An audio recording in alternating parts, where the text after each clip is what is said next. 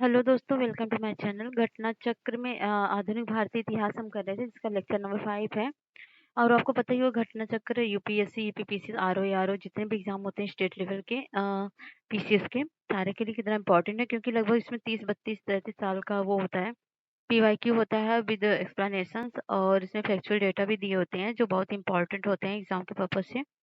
तो अगर आप प्रिपरेशन कर रहे हैं तो घटना चक्र देखना बहुत ही इंपॉर्टेंट है। इसको देखिए और समझिए किस तरह से क्वेश्चन पूछता है, और मैक्सिमम क्वेश्चन तो रिपीटेड होते हैं। तो आप इसको देखिए, सॉल्व करिए। चलिए स्टार्ट करते हैं बिना टाइम वेस्ट किए हुए। और हाँ, स्टार्ट करने से पहले एक काम आप कर दीजिए, पहले चैनल को लाइक शेयर और सब्सक्राइब कर दीजिए, उसके बाद आप आगे बढ़िए। ओके, स्टार्ट करते हैं। तो आज का चैप्टर है अन्य जन आंदोलन। इसके पहले हम लोगों ने कई सारे जन आंदोलन 1857 वगैरह की पढ़ा है, 1858 वगैरह। तो अब पढ़ेंगे आगे का। तो 1857 के ठीक बाद बंगाल में नील विद्रोह का हुआ था 1859 से 60, याद कर लीजिए। सन्यासी विद्रोह इसके 3 साल बाद थे, और कई साल मतलब बहुत बार कई बार चला था, वो 1800 तक चला था ये। उसके बाद संथाल विद्रोह 1855 से 56 ईस्वी में चला था। पाबना विद्रोह उपद्रव 1873 से 76 में चला था। नील विद्रोह की शुरुआत बंगाल की नदियों जिले गोविंदपुर गांव से हुआ था। ठीक है। एक नील उत्पादक के दो भूतपूर्व कर्मचारियों दिगंबर विश्वास तथा विष्णु विश्वास के नेतृत्व में वहां के किसान एकजुट हुए तथा उन्होंने नील की खेती बंद कर दी। 1860 ईस्वी तक नील आंदोलन नदिया, पावना, खुलना, ढाका, मालदा और दीनाजपुर आदि क्षेत्रों में फैल गया। बंगाल में बुद्धिजीवी वर्ग ने अखबारों में अपने लेखों द्वारा तथा अन्य जनसभाओं के माध्यम से इस विद्रोह के प्रति अपने समर्थन को व्यक्त किया। इसमें हिंदू पैट्रियट और संपादक और हरिश्चंद्र मुखर्जी की विशेष भूमिका रही है। नील बागान मालिकों के अत्याचारों का खुला चित्रण दीनबंधु मित्र ने अपने नाटक नील दर्पण में किया। वंदे मातरम गीत बंकिम चंद्र चटर्जी की प्रसिद्ध उपन्यास आनंद मठ से लिया गया। इस उपन्यास का कथानक सन्यासी विद्रोह पर आधारित है। 1896 में कांग्रेस के कलकत्ता अधिवेशन में वंदे मातरम को पहली बार गाया गया था। कब? 1896 में। अंग्रेजी प्रभुसत्ता को सबसे सुनियोजित तथा गंभीर चुनौती बहावी आंदोलन से मिली, जो 19वीं शताब्दी के चौथे दशक में 7वें दशक तक चलता रहा। रायबरेली के सैयद अहमद बरेलवी भारत में इस आंदोलन के प्रवर्तक थे। वह अरब के अब्दुल वहाब से प्रभावित हुए, परंतु अधिक प्रभाव दिल्ली के एक संत साहब वली उल्लाह का था। सैयद अहमद बरेलवी के प्रयत्नों से इस आंदोलन की विचारधारा शीघ्र ही काबुल, उत्तर पश्चिम सीमा प्रांत, बंगाल, बिहार प्रांत एवं आदि में फैल गया। कुछ समय के लिए उन्होंने 1830 में पेशावर पर कब्जा कर लिया और अपने नाम के सिक्के ढलवाए, किंतु अगले ही वर्ष बालकोटा की लड़ाई में मारे गए। सैयद अहमद बरेलवी का मृत्यु के बाद इस पटना आंदोलन का केंद्र बना। इस अवधि में आंदोलन का नेतृत्व मौलवी कासिम, विलायत अली, इनायत अली और अहमदुल्ला आदि ने किया। पटना के अतिरिक्त हैदराबाद, मद्रास, बंगाल, संयुक्त प्रांत तथा बंबई में भी इस आंदोलन की शाखाएं स्थापित की गई।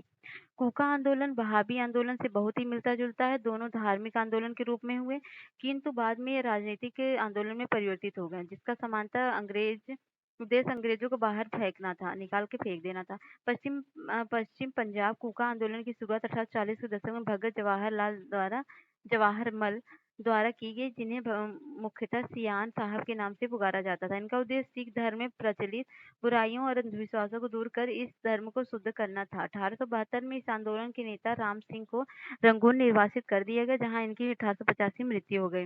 पागलपंथी एवं अर्धधार्मिक संप्रदाय, जिसे उत्तर बंगाल के करम शाह ने चलाया था। करम शाह के पुत्र तथा उत्तराधिकारी टीटू धार्मिक तथा राजनीतिक उद्देश्यों से प्रेरित थे। अपने जमींदारों के द्वारा मुजारों पर किए गए अत्याचारों के विरुद्ध आंदोलन किया गया। 1825 में टीटू ने शेरपुर पर अधिकार कर लिया तथा राजा बन बैठा। वह इतना शक्तिशाली हो गया था कि स्वतंत्र सत्ता का प्रयोग करने लगा, और प्रशासन को चलाने के लिए उसने एक न्यायाधीश, एक मजिस्ट्रेट और एक कलेक्टर नियुक्त किया। फराजी के लोग बंगाल के फरीदपुर के हाजी शरीयतुल्लाह द्वारा चलाए गए संप्रदाय के अनुयायी थे। ये लोग अनेक धार्मिक, सामाजिक तथा राजनैतिक आमूल परिवर्तनों का प्रतिपादन करते थे। शरीयतुल्लाह के पुत्र दूदू मियाँ ने बंगाल से अंग्रेजों को निकालने की योजना बनाई। यह आंदोलन 1818 से 1862 तक चलता रहा। अंत में इस संप्रदाय के अनुयायी बहावी दल से सम्मिलित हो गए। 1805 में वेलेजली ने ट्रावनकोर महाराजा को एक संधि करने का विवश किया। महाराजा संधि की शर्तों से अप्रसन्न था, और इसलिए उसने सहाय संधि संबंधी कर देने से आनाकानी की। अंग्रेज रेजिडेंट का व्यवहार बहुत ही धृष्टतापूर्ण था। उसके फलस्वरूप दीवाने वेलु थम्पी ने विद्रोह कर दिया, जिसमें नायक बटालियन ने उसका समर्थन किया। प्रभावी भारतीय क्रांतिकारियों में अग्रगण्य वासुदेव, बलवंत फड़के, बम्बई प्रेसिडेंसी के रामोसी जनजाति के लोगों को संगठित करके उन्हें प्रशिक्षित लड़ाकों में परिवर्तित किया और रामोसी कृषक जत्था की स्थापना की। गडकरी लोग मराठों के किलों में काम करने वाले उनके अंतर्गत कर्मचारी थे। उन्होंने मान्य ढंग से भू राजस्व की वसूली, मराठा सेना से उन्हें सेवा मुक्त किए जाने और उनकी जमीनों पर मामलतदारों को देख रेख अधीन कर दिए जाने के विरुद्ध 1844 में कोल्हापुर में विद्रोह किया। गोंड जनजाति के लोग तमिलनाडु में लेकर बंगाल और मध्य भारत तक फैले विस्तृत पहाड़ी क्षेत्रों में रहते थे और पहाड़ी क्षेत्र में होने के कारण वस्तुतः स्वतंत्र थे। इन्होंने 1817 से 1856 ईस्वी तक अंग्रेजों के विरुद्ध विद्रोह किया। इस आंदोलन का नेतृत्व युवा राजा के नाम पर चक्र बिसोई ने किया। इस आंदोलन के मुख्य कारण ब्रिटिश सरकार द्वारा मानव बलि को प्रतिबंधित करके करने के प्रयास, अंग्रेजों द्वारा नए करों का आरोपण और अनेक क्षेत्रों में जमींदारों तथा साहूकारों में प्रवेश संबंधित, जिनके कारण आदिवासियों को अनेक कष्टों का सामना करना पड़ा। यहाँ पर आप देखेंगे खोन जनजाति के लोग तमिलनाडु से लेकर बंगाल और मध्य प्रदेश तक फैले विस्तृत पहाड़ी क्षेत्रों में रहते थे और पहाड़ी क्षेत्र होने के कारण वस्तु स्वतंत्र थे। इन्होंने 1817 से 56 तक अंग्रेजों के विरुद्ध विद्रोह किए। इस आंदोलन का नेतृत्व युवा राजा के नाम पर चक्र बिसोई ने किया। इस विद्रोह के मुख्य कारण ब्रिटिश सरकार द्वारा मानव बलि को प्रतिबंधित करने के प्रयास, अंग्रेजों द्वारा नए करों का आरोपण और अनेक क्षेत्रों में जमींदारों तथा साहूकारों के प्रवेश से संबंधित थे, जिनके कारण आदिवासियों को अनेक कष्टों का सामना करना पड़ा। अंग्रेजों ने एक मरिहा एजेंसी गठित की, जिसके विरुद्ध खोदों ने विद्रोह किया। छोटा नागपुर क्षेत्र में कोल विद्रोह का नेतृत्व 1831 से 32 में बुद्धो भगत ने किया। यह विद्रोह रुक रुक कर 1848 ईस्वी तक चलता रहा।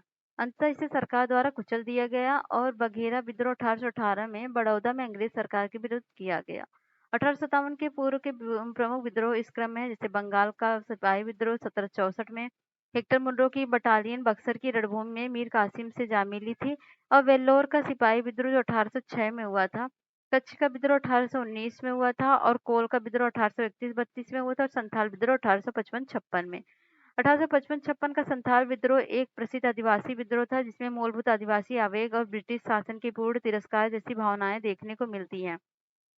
भागलपुर से राजमहल के बीच का क्षेत्र, जो कि दामन ए कोह के नाम से जाना जाता है, यह विद्रोह मूलतः आर्थिक कारणों से हुआ। साहूकारों तथा औपनिवेशिक प्रशासकों दोनों की का ही शोषण कर रहे थे। दिखुओं मतलब बाहरी के लोग व्यापारियों ने संथालों द्वारा लिए गए ऋणों पर 50 से 500% ब्याज वसूल किया। इस विद्रोह के नेता थे सीदो, कान्हू, चांद एवं भैरव नामक 4 भाई।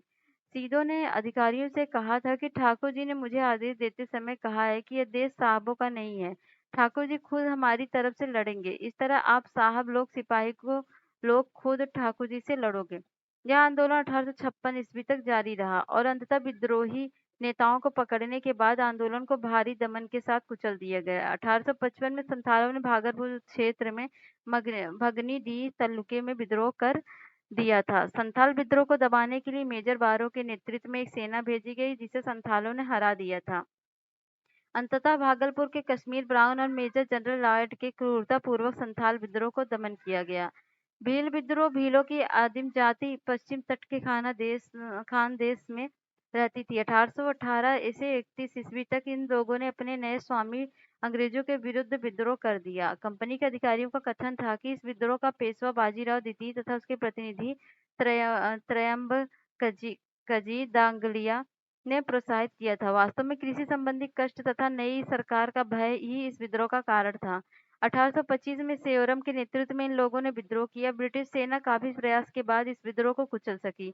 रंपा विद्रोह आंध्र प्रदेश के गोदावरी जिले के उत्तर स्थित रंपा पहाड़ी क्षेत्र में हुआ। आदिवासियों का विद्रोह साहूकारों के शोषण और वन कानूनों के विरुद्ध हुआ। 19वीं सदी के उत्तरार्ध में सूरजी भगत एवं गोविंद गुरु नामक समाज सुधारकों ने राजस्थान की मेवाड़, डूंगरपुर, बांसवाड़ा और प्रतापगढ़, सिरोही, पाली इत्यादि रियासतों में बसी भील जनजाति में सामाजिक सुधारों के प्रयास किए। गोविंद गुरु ने भीलों को संगठित करने के उद्देश्य से 1883 में सभ्य सभा की स्थापना की थी। गोविंद गुरु को लसोड़िया आंदोलन का प्रवर्तक माना जाता है। मुंडा आदिवासियों का विद्रोह 1899 से 1900 के बीच हुआ। इसका नेतृत्व बिरसा मुंडा ने किया था। मुंडा जाति में सामूहिक खेती का प्रचलन था, लेकिन जागीरदारों, ठेकेदारों, बनियों और सूदखोरों ने सामूहिक खेती की परंपरा पर हमला बोला। मुंडा सरदार 30 वर्ष तक सामूहिक खेती के लिए लड़ते रहे और इनका यह विद्रोह सरदारी लड़ाई के नाम से भी जाना जाता है। 1895 में बिरसा ने अपने आप को भगवान का दूत घोषित किया और मुंडा विद्रोह को उलगुलान के नाम से जाना जाता है। यह विद्रोह इस अवधि का सर्वाधिक प्रसिद्ध आदिवासी विद्रोह था। मुंडों की परंपरा सामूहिक खेती वाली भूमि अवस्था खूंट कट्टी या मुंडारी के जमींदारों या व्यक्तिगत भूस्वामियों वाली भूमि व्यवस्था में परिवर्तन के विरुद्ध मुंडा विद्रोह की शुरुआत हुई। लेकिन कालांतर में बिरसा ने इसे धार्मिक राजनीतिक आंदोलन का रूप प्रदान किया। इसको जगत पिता या धरती आबा कहा जाता था। इसने कहा था कि दिकुओं से हमारी लड़ाई होगी और इसके खून से जमीन इस तरह लाल होगा जैसे लाल झंडा। 3 मार्च 1900 को चक्रधरपुर के जमकोपाई जंगल में सोते समय बिरसा को गिरफ्तार किया गया और 9 जून 1900 को जेल में ही उनकी मृत्यु हो गई। बिरसा मुंडा का कार्यक्षेत्र रांची से लेकर भागलपुर तक था। बिरसा ने अनेक देवताओं की पूजा को छोड़कर अपने अनुयायियों से एक ईश्वर की पूजा करने का आह्वान किया था। ठक्कर बापा ने जनजातीय लोगों के संबंध में आदिवासी शब्द का प्रयोग किया था। ये हरिजन सेवक संघ के महासचिव थे, जो संथाल परगना था। खैरवार आदिवासी आंदोलन भागीरथी मांझी के नेतृत्व में 1874 में हुआ। संबलपुर की गद्दी के दावेदार सुरेंद्र साई ने यह ब्रिटिश विरोधी आंदोलन का नेतृत्व 1862 में उसने आत्मसमर्पण कर दिया। मोपला विद्रोह केरल के मालाबार क्षेत्र में वर्ष 1921 में हुआ था। यहाँ पर कष्टगार अधिकतर बटाईदार मुसलमान थे तथा जमींदार अधिकतर हिंदू थे। यह आंदोलन जमींदार के शोषण के खिलाफ था। अहोम विद्रोह 1828 में प्रारंभ हुआ था। इसके नेता गोमधर कुंवर थे। ताना भगत आंदोलन का प्रारंभ उरांव आदिवासियों के मध्य वर्ष 1914 में छोटा नागपुर में हुआ था। इस आंदोलन के नेतृत्वकर्ता जतरा भगत, बलराम भगत तथा देवमेनिया भगत आदि थे। और महात्मा गांधी और उनका विचारधारा से प्रभावित होने के पहले जनजातीय नेता जांदोनांग थे। वे मणिपुर के नागा जनजाति के अग्रणी स्वतंत्रता सेनानी थे। अब क्वेश्चन है 1857 के विद्रोह के ठीक बाद बंगाल में निम्नलिखित में से कौन सा विप्लव हुआ? वो हुआ था नील उपद्रव। कब हुआ था? 1859 से 60 में। ठीक है। नील कृषकों की दुर्दशा पर लिखी गई पुस्तक नील दर्पण के लेखक कौन है? तो वो है दीनबंधु मित्र।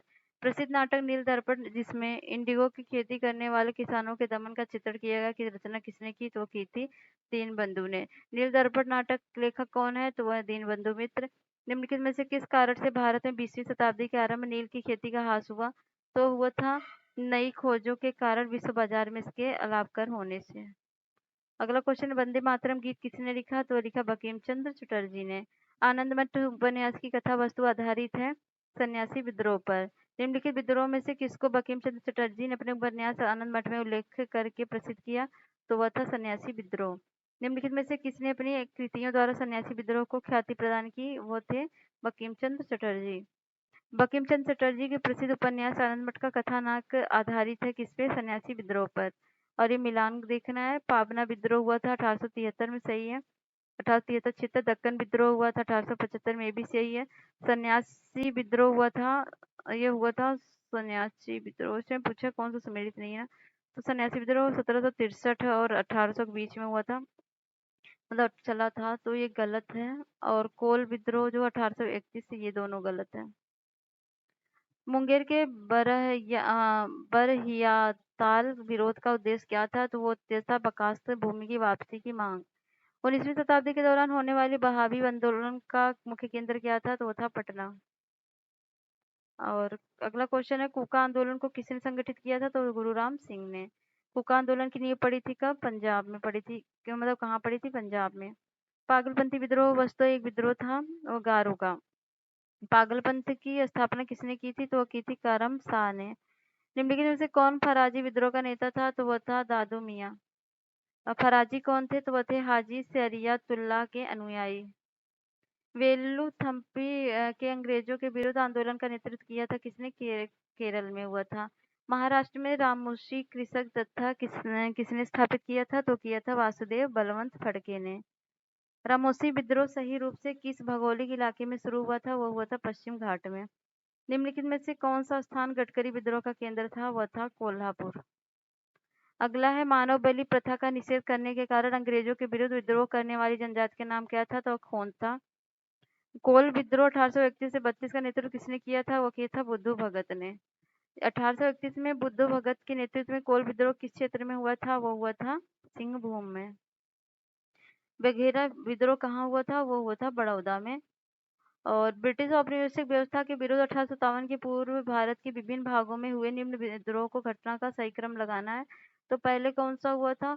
तो इसमें पहले हुआ था बंगाल का सिपाही विद्रोह, जो कि 1764 में हुआ था। और यहाँ पर आप डेट देख सकते हो। इस तरह से ऑप्शन ए है, बंगाल का सिपाही विद्रोह 1764 में हुआ था। वेल्लोर का सिपाही विद्रोह 1806 में हुआ था। कच्छ का हुआ था 1819 से 31 और कोल का हुआ था 31 से 32। संथाल का हुआ था 55 से 56। वेल्लोर का विद्रोह किस गवर्नर जनरल के समय में हुआ था? तो हुआ था अम, सर जॉर्ज बारलो के समय में। 1806 में सैनिकों ने अपने सामाजिक तथा धार्मिक रीति रिवाजों के हस्तक्षेप करने के कारण वेल्लोर में विद्रोह कर दिए तथा मैसूर के राजा का झंडा फहरा दिया। वेल्लोर का विद्रोह गवर्नर जनरल सर जॉर्ज बारलो के समय हुआ था। गवर्नर जनरल जॉर्ज बारलो का कार्यकाल 1805 से 7 तक था। छोटा नागपुर जनजाति विद्रोह कब हुआ था? तो ये हुआ था 1800 से 1800 में हुआ था। मतलब इसमें छोटा नागपुर जो प्रजाति विद्रोह के नाम से कोई विद्रोह नहीं हुआ था, बल्कि फिर भी इस क्षेत्र में वो विद्रोह की एक लंबी श्रृंखला है जिससे अलग अलग नाम जान जाते हैं। जैसे 1800 में चेरो विद्रोह, फिर ये हुआ था कोल विद्रोह और संताल विद्रोह, सब इंक्लूडेड थे इसमें। किस स्थान पर आदिवासियों के अंग्रेजों के खिलाफ विद्रोह हुआ था? तो वो हुआ था बिहार में।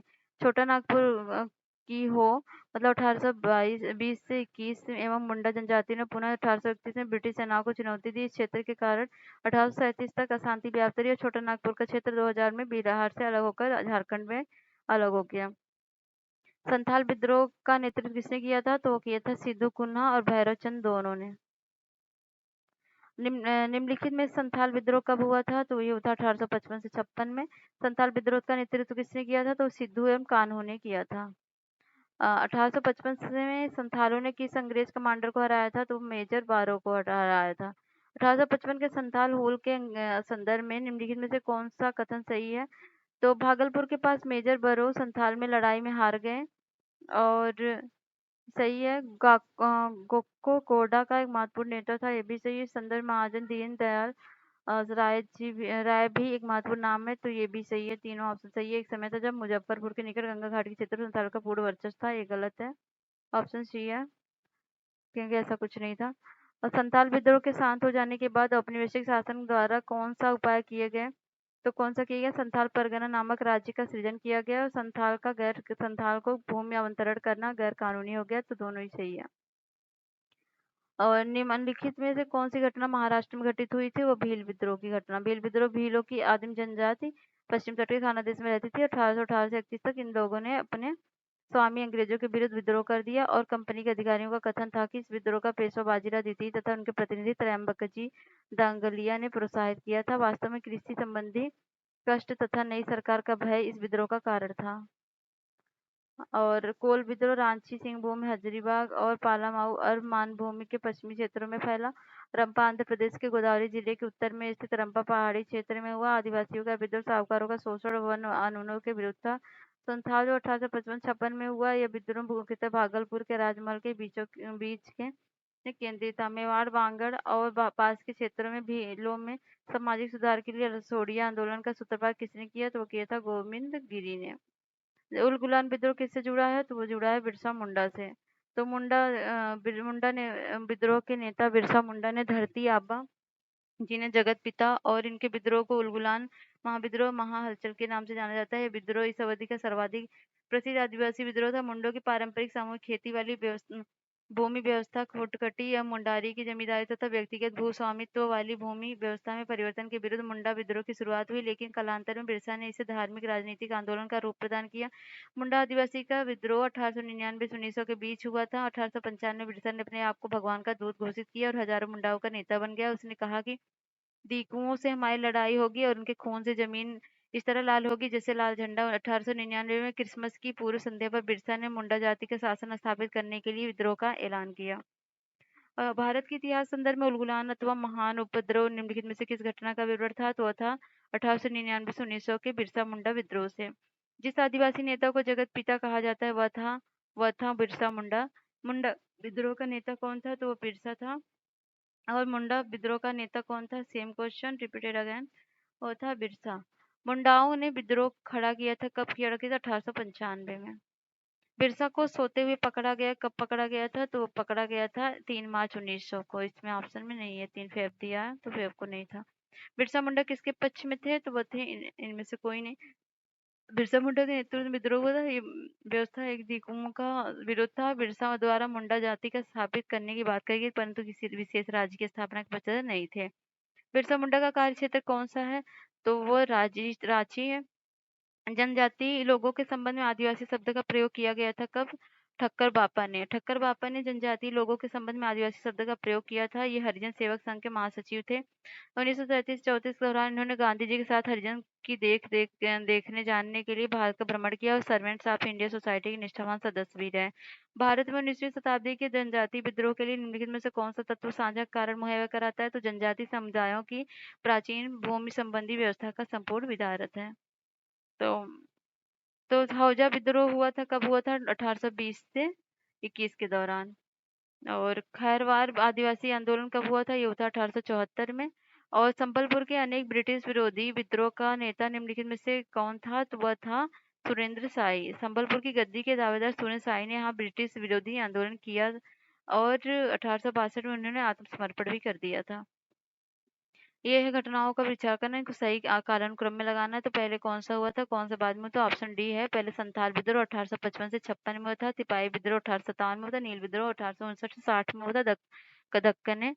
दक्कन दंगे ये हुए थे 1875 में। 1857-50 निम्नलिखित में से लोकप्रिय आंदोलन हुआ था कौन सा? तो वो हुआ था नील विद्रोह एक था, और दक्कन कृषकों के दंगे थे, बिरसा मुंडा था। ये तीनों थे। संथाल विद्रोह तो पहले ही हो गया था 55-56 में। और ये मिलान करना है कौन कहाँ से रिलेटेड है। तो जो है मोपला जो है केरल से सही है। और जो ये पाबना विद्रोह है बंगाल से। और ये जो है एका विद्रोह ये अवध से है। बिरसा मुंडा बिहार से है। तो इस तरह से ऑप्शन ए सही हो जाएगा। ये देख लीजिए, 1921 में मोपला विद्रोह मालाबार में केरल से हुआ था। पाबना 1873 से 76 में पाबना बंगाल में हुआ था। और एका विद्रोह अवध में हुआ था 1921 में। और बिरसा मुंडा तत्कालीन बिहार में 1899 से 1900 के बीच में। तेभागा आंदोलन कब हुआ था? तेभागा आंदोलन था 1946 से 47। मोपला विद्रोह कब हुआ था? मोपला विद्रोह 1921 में हुआ था। अब पाबना विद्रोह कब हुआ था? 1873 नहीं दिया है, 1873 होता तो मिलान सही होता। अब बंगाल का नील विद्रोह तो हुआ था 1859 में, सही है, ये गलत दे दिया है तो इसलिए ऑप्शन कोई सही नहीं। यहाँ पर आप देख लीजिए। पाबना विद्रोह कब हुआ था? तो पाबना विद्रोह अभी आपने पढ़ा 1873 में ये। और एका विद्रोह कब हुआ था? एका विद्रोह हुआ था आपका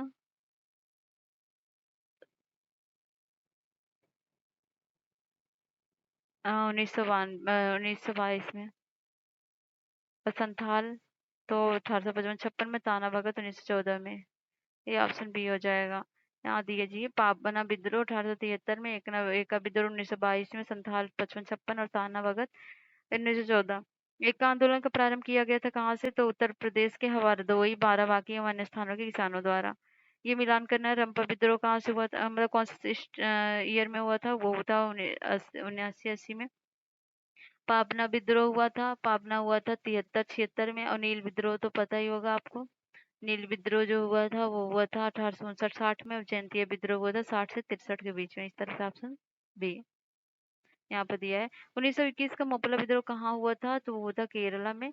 मोपला आंदोलन 1921 में कहाँ हुआ था? तो मालाबार तट केरला में। 1921 का मोपला विद्रोह हुआ था कहाँ पे? मालाबार में। और ये मिलान करना है बैरकपुर संथाल और ये वो जो भी है और देख लेंगे। ये ये यहाँ का होगा।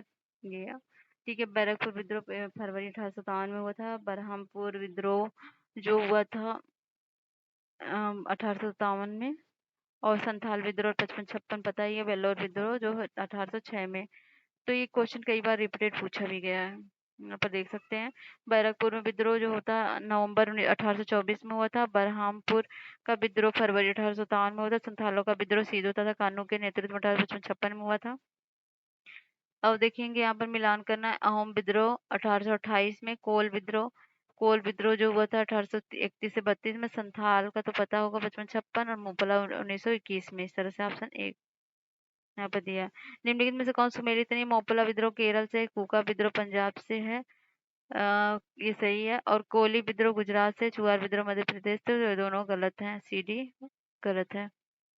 यहाँ पर आप चुआर विद्रोह लोक भूमि 1768 में। यहाँ पर एक आदिम जाति की चुआर पश्चिम बंगाल का है, मिदनापुर का। और चुआर विद्रोह कोली विद्रोह जो है मध्य महाराष्ट्र से हुआ था। अंग्रेजों के विरुद्ध भीलों द्वारा क्रांति प्रारंभ की गई थी कब? मध्य प्रदेश एवं महाराष्ट्र में। निम्नलिखित युगों में सही सुमेलित नहीं है। मुंडा बिरसा सही है, और सांथा कानू सही है। अहोम गुरदार ये भी सही है। नायक ताना भगत ये गलत है, क्योंकि इसमें जो थे नेतृत्वकर्ता थे कौन थे? भगत बलराम भगत तथा देवन मेनिया भगत आदि थे। ताना भगत आंदोलन जतरा उरांव किस वर्ष में प्रारंभ हुआ था? तो ये हुआ था 1914 में। और यहाँ पर देख सकते हैं हम कहाँ से विद्रोह स्टार्ट हुआ। कुकी विद्रोह जो था वो था त्रिपुरा से। और कुका विद्रोह कुकी जो है त्रिपुरा है। कुका कहाँ से? कुका है पंजाब से। अब पाबना पाबना कहाँ से? पाबना आपका है बंगाल से। और बिरसा मुंडा बिहार से। इस तरह से ऑप्शन डी सही हो जाएगा। निम्नलिखित में कौन सा सुमेलित था? नील विद्रोह कब हुआ था? तो नील विद्रोह जो हुआ था, मतलब क्या देखना है इसमें, कौन सा सुमेलित नहीं? ये सही है। जयंतिया विद्रोह, इसमें देख लेते हैं। कूका विद्रोह की शुरुआत 1840 में हुआ था। कूका 1840 में होता है, पहले ही गलत है। ठीक है। और इसका उद्देश्य धर्म में प्रचलित बुराइयों अंधविश्वासों को दूर कर धर्म को शुद्ध करना था। जबकि कुकी विद्रोह की शुरुआत 1917 में हुई थी। ये कब हुई थी? 1917 में हुई थी। और ये क्यों हुई थी? श्रमिकों अंग्रेजों के श्रमिकों के खिलाफ मतलब ये खिलाफ श्रमिक वाहिनी योजना के तहत श्रमिक भर्ती अभियान के विरुद्ध था। यह आंदोलन मार्च 1919 तक चला था। भूमिज विद्रोह का नेता कौन था? तो वो था गंगा नारायण। तो ये मानभूमि क्षेत्र में 1832 से 33 में गंगा नारायण के नेतृत्व में भूमिज विद्रोह हुआ था। तेभागा आंदोलन 1946 के बंगाल में आरंभ हुआ था, किसान सभा के नेतृत्व में। महात्मा गांधी एवं उनके विचारों को प्रभावित होने वाले प्रथम आदिवासी कौन थे? तो वह थे जोड़ा नांग। तो महात्मा गांधी और विचारधारा द्वारा प्रभावित होने से पहले जनजाति नेता जंदो नांग थे। वे मणिपुर नागा जनजाति के अग्रणी सेना स्वतंत्रता सेनानी थे। इसमें से वो प्रथम नेता कौन था जिसने भारत में मजदूर आंदोलन को संगठित किया था? तो वो थे एन.एम. लोखंडे। तो नारायण मेघाजी लोखंडे भारत में श्रम आंदोलन के अग्रदूत माने जाते हैं। इन्होंने केवल 19वीं शताब्दी में कपड़ा मिल में काम करने वाले कामगारों के परिस्थितियों में सुधार के लिए प्रयास किया, और अपितु जाति और सांप्रदायिक मुद्दों पर साहसी पहल के लिए उन्हें याद किया जाता है। भारत सरकार ने 2005 में उनकी तस्वीर के साथ एक डाक टिकट जारी किया था। अब है आधुनिक भारत में शिक्षा का विकास। ठीक है, ये भी कर लेते हैं। 1780 में वॉरेन हेस्टिंग ने कलकत्ता मदरसा की स्थापना की थी। कब की थी? 1780 में। इसके प्रमुख मौलवी मुइज उद्दीन थे। इस मदरसे में फारसी, अरबी और मुस्लिम कानून पढ़ाया जाता था। स्नातक ब्रिटिश राज में दुभाषी के रूप में सहायता करते थे। 1791 Banaras British resident Jonathan Duncan के प्रयत्नों के फलस्वरूप बनारस में एक प्रथम संस्कृत कॉलेज खोला गया, जिसका उद्देश्य हिंदुओं के धर्म, साहित्य और कानून का अध्ययन करना था। पेरिस की रॉयल एशियाटिक सोसाइटी की सदस्यता माइकल मधुसूदन दत्त को प्रदान की गई। वारेन हेस्टिंग्स के काल में चार्ल्स विल्किंस ने भागवत गीता का प्रथम आंग्ल अनुवाद किया, जिसकी प्रस्तावना स्वयं वॉरेन हेस्टिंग्स ने लिखी। विल्किंस ने फारसी तथा बंगला मुद्रण के लिए ढलाई के अक्षरों का आविष्कार किया। हॉल हेड ने 1778 में संस्कृत व्याकरण प्रकाशित किया। Sir William Jones Warren Hastings के समय कलकत्ता उच्चतम न्यायालय के न्यायाधीश नियुक्त हुए। इनकी प्रेरणा पर 1784 में एशियाटिक सोसाइटी की स्थापना हुई। ये स्वयं इसके सभापति नियुक्त हुए। इस संस्था ने एशियाटिक रिसर्चेस नामक पत्रिका के माध्यम से भारत के अतीत को प्रकाश में लाने का कार्य किया। इसी क्रम में इन्होंने 1789 में कालिदास रचित अभिज्ञान शाकुंतलम का अंग्रेजी में अनुवाद किया। इसके 5 संस्करण प्रकाशित हुए। 1854 के पश्चात शिक्षा के क्षेत्र में हुई प्रगति की समीक्षा करने के लिए 1882 ईस्वी में डब्ल्यू हंटर की अध्यक्षता में एक आयोग नियुक्त किया गया। इस आयोग की रिपोर्ट प्राथमिक शिक्षा के सुधार एवं विकास दर विशेष जोर दिया गया। राष्ट्रीय शिक्षा के क्षेत्र में सर्वप्रथम 8 नवंबर 1905 को रंगपुर नेशनल स्कूल की स्थापना हुई। 16 नवंबर 1905 में कलकत्ता के एक सम्मेलन का आयोजन किया गया। इस सम्मेलन में राष्ट्रीय साहित्यिक, वैज्ञानिक एवं तकनीकी शिक्षा देने के लिए राष्ट्रीय शिक्षा परिषद स्थापित करने का फैसला हुआ। 15 अगस्त 1906 को राष्ट्रीय शिक्षा परिषद की स्थापना की गई।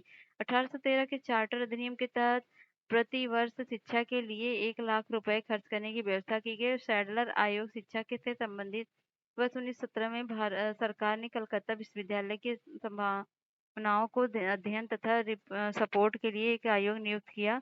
डॉक्टर एम ई सैडलर, जो कि लीड्स विश्वविद्यालय उपकुलपति थे, इसके अध्यक्ष नियुक्त किए गए।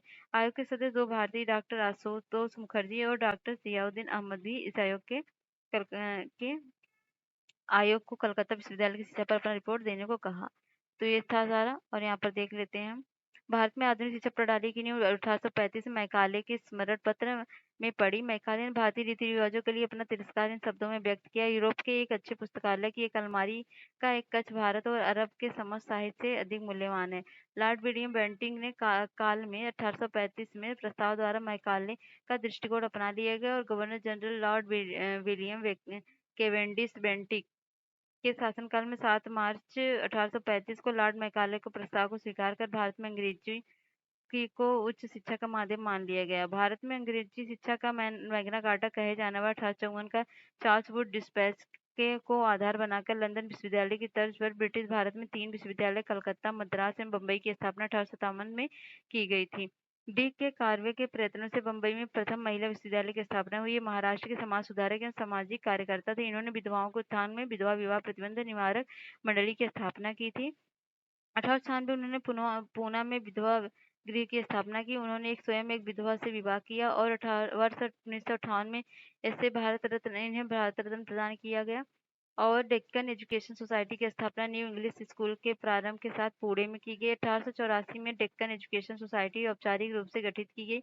इस संस्था के संस्थापकों में वीके चिपलुंकर, बीजी तिलक और गोपाल गणेश अगरकर एवं एम बी नाम जोशी प्रमुख थे। राजा राम मोहन राय आधुनिक शिक्षा के सबसे प्रारंभिक प्रचारकों में से एक थे। 1817 में उन्होंने डेविड हेयर एवं अलेक्जेंडर डफ के साथ मिलकर कलकत्ता में प्रसिद्ध हिंदू कॉलेज की स्थापना की। मेयो कॉलेज की स्थापना 1875 में अजमेर में और मुस्लिम एंग्लो ओरिएंटल कॉलेज की स्थापना 1875 में अलीगढ़ एवं दिल्ली कॉलेज की स्थापना 1824 में हुई थी। भारतीय विश्वविद्यालयों में धार्मिक शिक्षा के लिए मदन मोहन मालवीय ने प्रबल रूप से वकालत की थी। उन्होंने 1916 में बनारस हिंदू विद्यालय की स्थापना की थी और 1919 में 1929 तक से कुलपति रहे थे। उन्होंने Hindustan the Indian Union, Abhyudaya तथा मर्यादा नामक पत्र पत्रिकाएं भी प्रकाशित की। क्वेश्चन है, भारत में अंग्रेजों ने प्रथम मदरसा कहाँ स्थापित किया था? वो किया था कलकत्ता में 1780 में। ठीक है।